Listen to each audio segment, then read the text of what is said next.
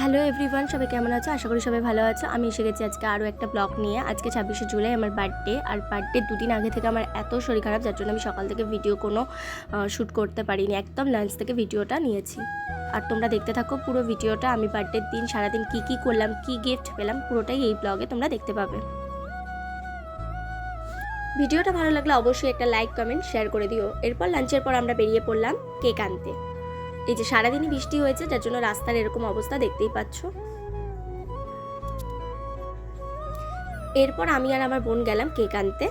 বোনেরই order করা ছিল, আর কেকটাকে বোন ভীষণ যত্ন করে নিয়ে রেখেছে যাতে কোনোভাবে নষ্ট না হয়ে যায়।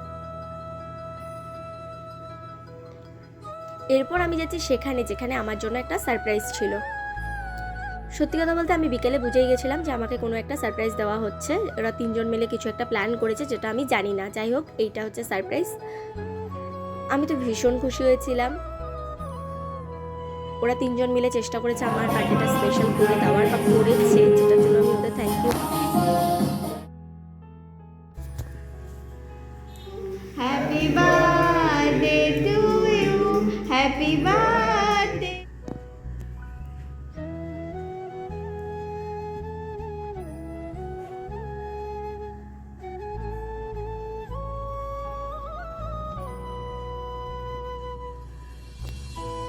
আচ্ছা, এটা আমার বার্থডে ফার্স্ট কেক যেটা আমি দেখেছিলাম।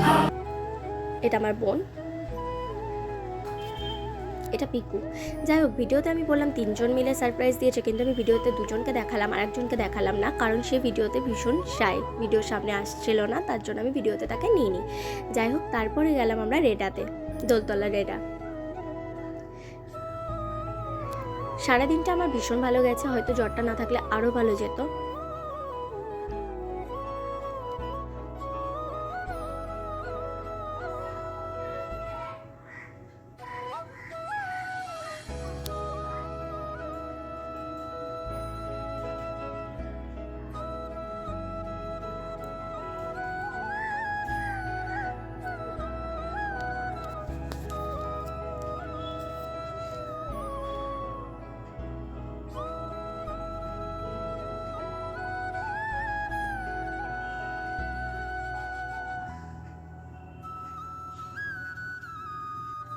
এটা আমার ফার্স্ট কেক যেটা আমি তোমাদের সাথে শেয়ার করলাম,